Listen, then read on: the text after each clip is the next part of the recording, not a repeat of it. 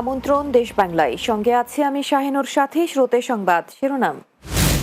কুমিল্লায় সেবামূলক কর্মকাণ্ডে ব্যাপক সাড়া ফেলেছে বিশেষ চাহিদা সম্পন্ন শিশুদের বিশেষ স্কুল প্রতিভা, খুশি অভিভাবক সহ সচেতন মহল। এবং আধুনিক পদ্ধতিতে করলা চাষে সফলতা পেয়েছেন শেরপুরের শ্রীবর্দীর এক উদ্যোক্তা। মালচিং পদ্ধতি রেখে উদ্বুদ্ধ স্থানীয় অন্য কৃষকরাও।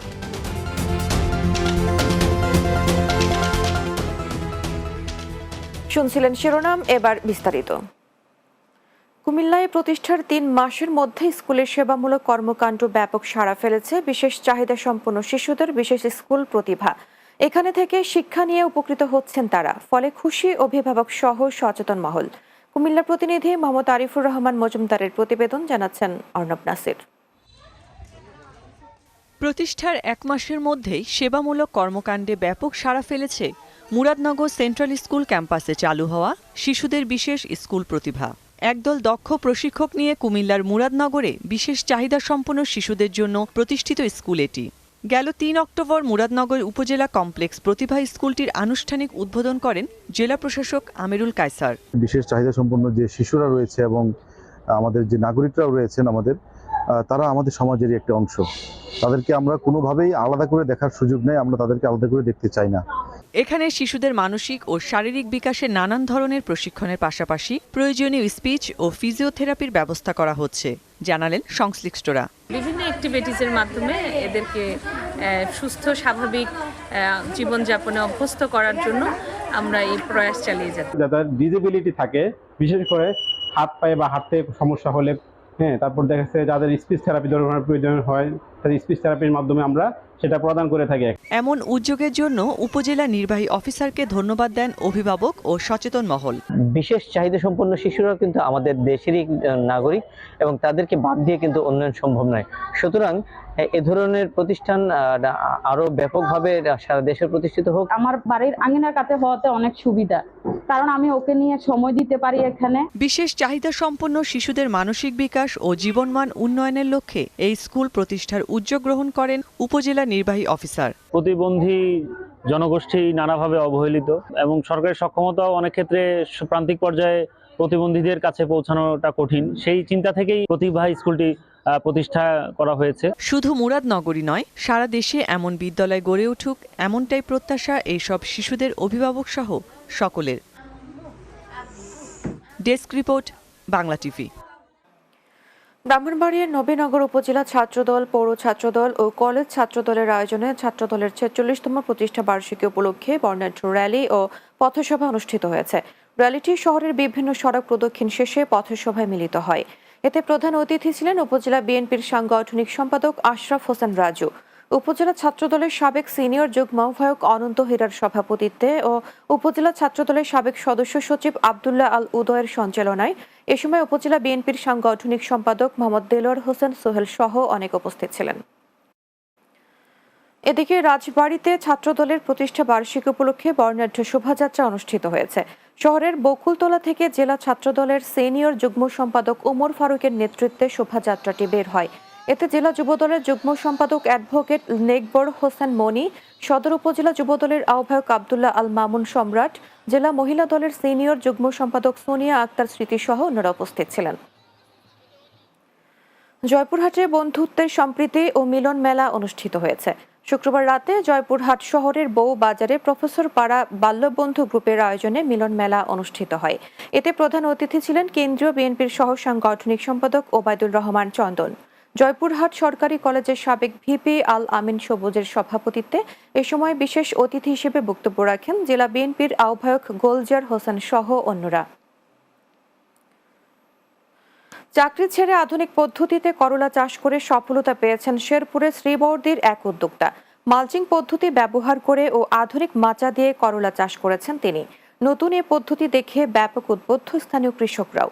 শেরপুর প্রতিনিধি মোহাম্মদ নাইম ইসলামের প্রতিবেদন, জানাচ্ছেন মাহমুদ রুবেল।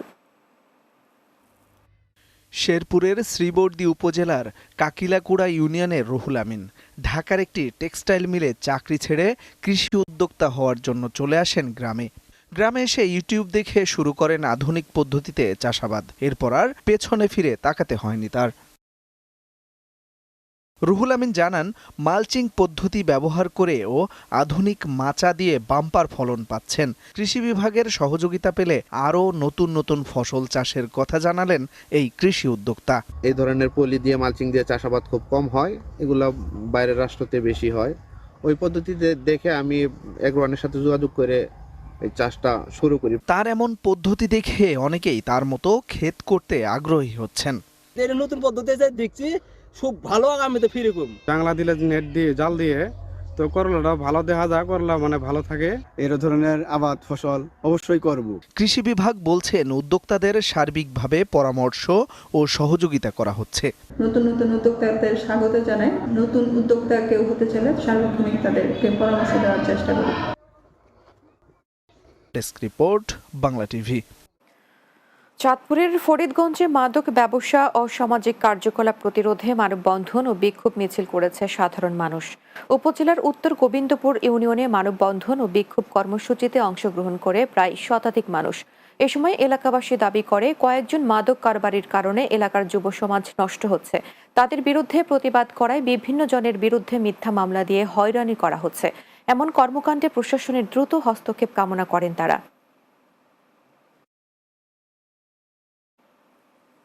দেশ বাংলায় নিচ্ছি বিরতি। ফিরে আসার পর অন্যান্য সংবাদের সাথে আরো যা থাকছে। সিলেটে রাস্তা সংস্কারের দাবিতে সড়ক অবরোধ ও বিক্ষোভ, ঠিকাদারি প্রতিষ্ঠানের লাইসেন্স বাতিলের দাবি।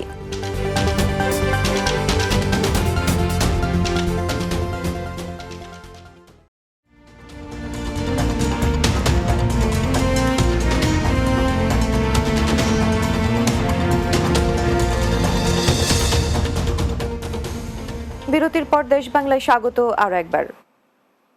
সিলেটে মরণ ফাঁদ বানিয়ে জনদুর্ভোগে ফেলে ঠিকাদারি প্রতিষ্ঠান এসআর কর্পোরেশনের লাইসেন্স বাতিল ও দ্রুত রাস্তা সংস্কারের দাবিতে সড়ক অবরোধ ও বিক্ষোভ করেছে স্কুল কলেজ পড়ুয়া শিক্ষার্থী সহ এলাকাবাসী। গোয়াইনঘাট সরকারি কলেজ পয়েন্ট সড়ক অবরোধ করে বিক্ষোভ কর্মসূচি পালন করা হয়। বিক্ষোভ চলাকালে গোয়াইনঘাটে যানবাহন চলাচল বন্ধ থাকে, এতে ব্যাপক যানজটের সৃষ্টি হয়। আন্দোলনকারীরা জানায়, গোয়াইনঘাট সরকারি কলেজ থেকে মনরতন বাজার পর্যন্ত উপজেলা সদরে যাতায়াতের প্রায় 15 কিলোমিটার রাস্তাটি খানাখন্দে ভরা। দীর্ঘদিন ধরে সংস্কার না হওয়ায় চলাচলের একেবারেই অনুপযোগী হয়ে পড়েছে। রাস্তাটি দিয়ে স্কুল কলেজগামী শিক্ষার্থীদের যাতায়াতেও সমস্যায় পড়তে হয়। বড় বড় গর্ত সৃষ্টি হয়, প্রায় দুর্ঘটনা ঘটছে। পাবনা কর আইনজীবী সমিতির নির্বাচন শান্তিপূর্ণভাবে সম্পন্ন হয়েছে। 2 জানুয়ারি আয়কর কার্যালয়ে অনুষ্ঠিত নির্বাচনে এম হাফিজ আল মাহমুদ সভাপতি ও মোহাম্মদ আব্দুল করিম সাধারণ সম্পাদক এবং মোহাম্মদ জয়নাল আবেদিন কোষাধ্যক্ষ নির্বাচিত হয়েছেন। প্রধান নির্বাচন কমিশনার ছিলেন মোহাম্মদ জাকির বিশ্বাস। নবনির্বাচিত কমিটিকে শুভেচ্ছা ও অভিনন্দন জানিয়েছেন বাড়ির সকল আইনজীবী। গাজীপুরের কাপাসিয়ায় গ্রাম বাংলা ফাউন্ডেশনের আয়োজনে ফ্রি মেডিকেল ক্যাম্প অনুষ্ঠিত হয়েছে। উপজেলার বারিশাব ইউনিয়নের নরোত্তমপুর উচ্চ বিদ্যালয় মাঠে দরিদ্র ও অসহায় ব্যক্তিদের মাঝে বিনামূল্যে চিকিৎসা সেবা দেওয়া হয়। অনুষ্ঠানে ফাউন্ডেশনের প্রতিষ্ঠাতা শেখ মোহাম্মদ শাকিল হোসেন হৃদয়ের সভাপতিত্বে প্রধান অতিথি ছিলেন গাজীপুর জেলা বিএনপির সাধারণ সম্পাদক শাহ মোহাম্মদ রিয়াজুল হান্নান। এ সময় উপস্থিত ছিলেন উপজেলা বিএনপির সাধারণ সম্পাদক বীর মুক্তিযোদ্ধা খন্দকার আজিজুর রহমান পেরা, ডাক্তার মামুনুর রহমান সহ অনেকে। ব্রাহ্মণবাড়িয়ার বিজয়নগরে বধুন্তি ইউনিয়ন প্রবাসী সামাজিক সংগঠনের উদ্যোগে শীতবস্ত্র বিতরণ করা হয়েছে। উপজেলার 7 বর্গ মাঠে এই শীতবস্ত্র বিতরণ করা হয়। এতে প্রধান অতিথি হিসেবে বক্তব্য রাখেন কেন্দ্রীয় বিএনপির অর্থ বিষয়ক সম্পাদক ইঞ্জিনিয়ার খালেদ মাহবুব শ্যামল। সংগঠনের সভাপতি আমিনুল ইসলাম মুছনের সভাপতিত্বে এ সময় জেলা বিএনপির সাবেক সাধারণ সম্পাদক জহিরুল ইসলাম খোকন, উপজেলা বিএনপির আহ্বায়ক জমির হোসেন দস্তগীর, সংগঠনের সাধারণ সম্পাদক কাজী নিয়াজউদ্দিন, সংগঠনের অর্থ বিষয়ক সম্পাদক মাওলানা আয়ুব খান সহ অন্যরা বক্তব্য রাখেন। মুন্সিগঞ্জ জেলা বিএনপির সদস্য সচিব কামরুজ্জামান রতনের পক্ষ থেকে 500-রও বেশি দরিদ্র মানুষের মাঝে কম্বল বিতরণ করা হয়েছে। মুন্সিগঞ্জ সদর উপজেলার বাংলাবাজার বিএনপির পার্টি অফিসে কম্বল বিতরণ করা হয়। এতে প্রধান অতিথি ছিলেন সদর উপজেলা বিএনপির সাবেক সাংগঠনিক সম্পাদক মোহাম্মদ বাহাউদ্দিন ব্যাপারী, বাংলাবাজার ইউনিয়ন বিএনপি সাধারণ সম্পাদক এস.এম. কামরুজ্জামান, সিনিয়র যুগ্ম সম্পাদক ফরিদ হোসেন, সাংগঠনিক সম্পাদক মোহাম্মদ আবুল হোসেন সাগর সহ অনেকে। নোয়াখালীর কোম্পানিগঞ্জে 41 দিন 5 ওয়াক্ত নামাজ জামাতের সাথে আদায় করে 25 জন শিশু কিশোর পেল 25টি বাইসাইকেল উপহার। উপজেলার কাকড়া ইউনিয়নের শান্তিপাড়া দারুস সালাম জামে মসজিদ কমিটি আয়োজিত অনুষ্ঠানে প্রধান অতিথি ছিলেন উপজেলা সহকারী কমিশনার হাবেল উদ্দিন। এ সময় কোম্পানিগঞ্জ উপজেলা জামায়াতের আমির অধ্যাপক বেলায়েত হোসেন, সমাজসেবক আব্দুল কুদ্দুস, মসজিদ কমিটির সভাপতি ও সাংবাদিক মাসুদ আলম সহ অনেক উপস্থিত ছিলেন। ইংরেজি নববর্ষ ও নরসিংদী ড্রিমার্স ক্লাবের প্রতিষ্ঠা বার্ষিকী উপলক্ষে গ্রামীণ খেলাধুলা নিয়ে ক্রীড়া প্রতিযোগিতা অনুষ্ঠিত হয়েছে। সদর উপজেলার জিনারদি ড্রিমার্স ক্লাবের উদ্যোগে এই খেলার আয়োজন করা হয়। প্রতিযোগিতা শেষে বিজয়ীদের মাঝে পুরস্কার তুলে দেন নরসিংদী জেলা কেন্দ্রীয় স্বেচ্ছাসেবী ফোরামের সভাপতি মাহবুবুর রহমান মনির। স্থানীয় ইউপি সদস্য নজরুল ইসলাম গাজীর সভাপতিত্বে এ সময় উপস্থিত ছিলেন বাংলাদেশ সচিবালয় হাসপাতালের হৃদরোগ বিশেষজ্ঞ doctor Mahmudul Hasan, Spain Bangladesh chamber of কমার্সের প্রেসিডেন্ট সাজিদ রহমান গাজী ও ক্লাবের সভাপতি আসাদুজ্জামান সহ অন্যরা। টঙ্গীর পাগার স্কুল অ্যান্ড কলেজে সাংস্কৃতিক অনুষ্ঠান ও পুরস্কার বিতরণী অনুষ্ঠিত হয়েছে। অনুষ্ঠানে প্রধান অতিথি ছিলেন টঙ্গী পূর্ব থানা বিএনপির সাবেক সভাপতি শরাফত হোসেন। বক্তব্য রাখেন টঙ্গী পূর্ব থানা বিএনপির আহ্বায়ক সদস্য BM Shamim, the metropolitan Christian cooperative housing সোসাইটির চেয়ারম্যান আগস্টিক পিউরিফিকেশন সৈয়দ জাকির হোসেন, মোহাম্মদ লতিফ খান, মোহাম্মদ শাহজালাল সাজু, পাগার স্কুল অ্যান্ড কলেজের শিক্ষক শিক্ষিকা সহ অন্যরা। শেষ করব দেশ বাংলা, যাবার আগে শিরোনামগুলো আরো একবার। কুমিল্লায় সেবামূলক কর্মকাণ্ডে ব্যাপক সাড়া ফেলেছে বিশেষ চাহিদা সম্পন্ন শিশুদের বিশেষ স্কুল প্রতিভা, খুশি অভিভাবক সহ সচেতন মহল। আধুনিক পদ্ধতিতে করলা চাষে সফলতা পেয়েছেন শেরপুরের শ্রীবর্দীর এক উদ্যোক্তা। মালচিং পদ্ধতি দেখে উদ্বুদ্ধ স্থানীয় অন্য কৃষকরাও। এবং সিলেটে রাস্তা সংস্কারের দাবিতে সড়ক অবরোধ ও বিক্ষোভ, ঠিকাদারি প্রতিষ্ঠানের লাইসেন্স বাতিলের দাবি।